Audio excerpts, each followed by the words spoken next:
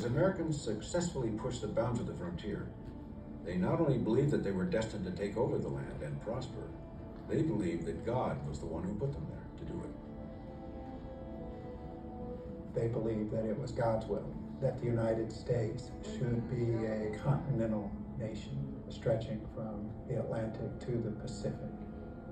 As each wave of immigration would come, they'd move into an area. The United States would then make some sort of arrangement with the tribe to get that land from them. And then more would come, and they'd advance the frontier even further. The power of manifest destiny, of expansion, of inevitability, of God's providence helped to rally people around not only the idea of Americans as entitled to North America, but rallied them around the idea that the Indian people were barriers to civilization and barriers to progress. No matter how many treaties were signed or how much land they gave to the United States, the Indian was still in the way. This was known as the Indian problem. The so-called problem continued despite a decades-old policy to force Indians to swap their land east of the Mississippi for land west of it. The Indians would then move to those western parts and away from the Americans. This plan was simply called removal. The Removal Act was the centerpiece of Andrew Jackson's political agenda and was very controversial at the time. It was very widely debated. There was lots of discussion across the country, and very many prominent people spoke up against it. Will the American government steal? Will it lie? Will it kill? I have no desire to see the poor remnants of a once powerful people. The removal bill represents oppression with a vengeance. The removal process, it was, all right, you've made these treaties. Now, you can have one of two things. You can keep your sovereignty, but you can't keep your land. If you keep your land, then you have to assimilate and no longer be Indian. You will have sovereignty or you have your land. You can't have both. Across the United States, the Removal Act divided the country, but across the Indian nations, reaction was unanimous. We are surrounded by white people, and there are encroachments made.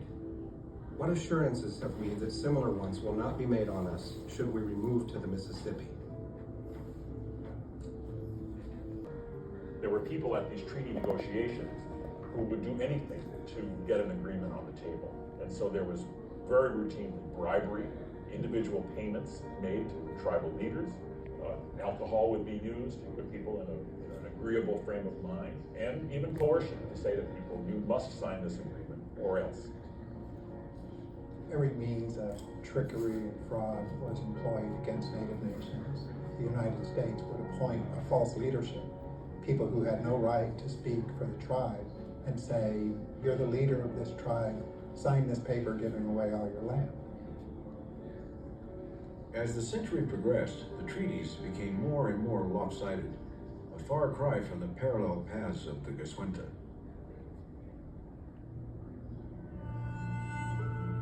Despite appeals from the Indian nations, the U.S. kept on its new trajectory, rationalizing its aggressive actions along the way. They have neither the intelligence, the industry, the moral habits, nor the desire of improvement. The tribes of Indians inhabiting this country were fierce savages. To leave them in possession of their country was to leave the country a wilderness.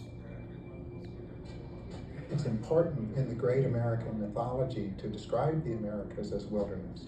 Because if it's wilderness, then there's really nobody to dispossess. It was okay to come here and prosper and conveniently forget that there were already people and civilizations in place.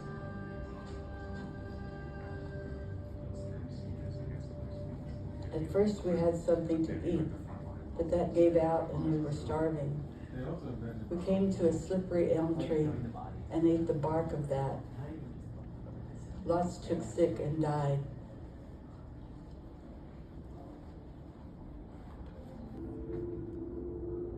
We had already been fighting to keep that land. And sure enough, when the government was coming in there to take us out of that land, we fought even more. But at some point, have to realize that this fighting is all gonna be about death, and death is coming, then I need to be protecting my family, and I want my children to survive, so we have to endure this removal. Many of the tribes did choose to accept removal as a means of maintaining the tribal nation. What choice was there? After decades of engagement, they could no longer resist. And so they gave up their lands, they gave up their homes, they gave up their fields and forests, they gave up literally their way of life in order to be able to stay together and be what they were.